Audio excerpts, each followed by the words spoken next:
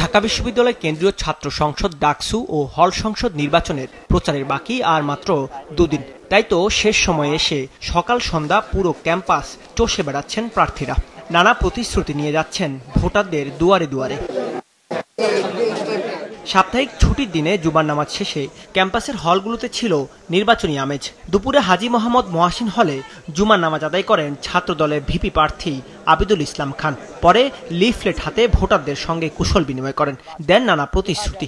এ সময় অপপ্রচারের অভিযোগ তুলে তিনি বলেন, নির্বাচন কমিশন পদক্ষেপ নিতে ব্যর্থ হয়েছে। রাজনৈতিকভাবে মোকাবেলা করতে ব্যর্থ হয়ে এই অপপ্রচারে একটা গোষ্ঠী নেমেছে।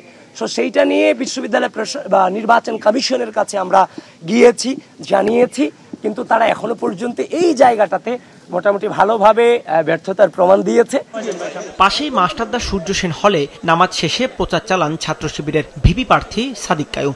শিক্ষার্থীদের কাছে তুলে ধরেন নিজ ইশতেহার। তার প্যানেলের প্রার্থীরাও সাইবার বুলিং এর শিকার হচ্ছে বলে অভিযোগ করেন তিনি। নারী প্রার্থী আছে, তাদের বিরুদ্ধে ক্রমাগত সাইবার বুলিং হচ্ছে।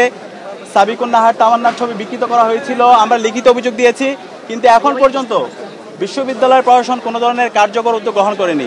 তবে চিফ রিটার্নিং কর্মকর্তা বলছেন, আচরণবিধি লঙ্ঘনের অভিযোগ পেলেই নেওয়া হচ্ছে ব্যবস্থা।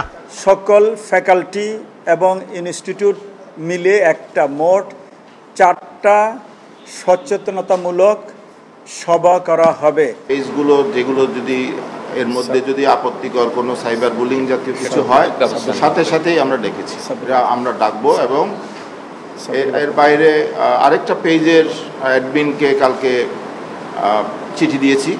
এদিকে সকালে প্রতিদ্বন্দ্বী বৈষম্য বিরোধী শিক্ষার্থী সংসদের জিএস প্রার্থী আবু বাকের মজুমদারকে সমর্থন জানিয়ে একই পদ থেকে সরে দাঁড়ান সমন্বিত শিক্ষার্থী সংসদের প্রার্থী মাহিন সরকার। জানান, জুলাই ঐক্যকে সমন্বিত রাখতেই তার এই সিদ্ধান্ত। আমি জিএস পদে নির্বাচিত করার জন্য আমার সকল শুভাকাঙ্ক্ষী ঢাকা বিশ্ববিদ্যালয়ের সাধারণ শিক্ষার্থীবৃন্দ সকলের প্রতি আহ্বান জানাচ্ছি, আবু বাকের মজুমদারকে আপনারা জিএস পদে নির্বাচিত করুন। আবু বাকের মজুমদারের বিজয়ী মাহিন সরকারের বিজয় বলে সূচিত হবে ইনশাআল্লাহ। তফসিল অনুযায়ী আগামী 7 সেপ্টেম্বর রাত 10টা পর্যন্ত চলবে ডাকসু নির্বাচনী প্রচার, আর 9 সেপ্টেম্বর হবে নির্বাচন। দাউদ হাসান, মাছরাঙ্গা সংবাদ, ঢাকা।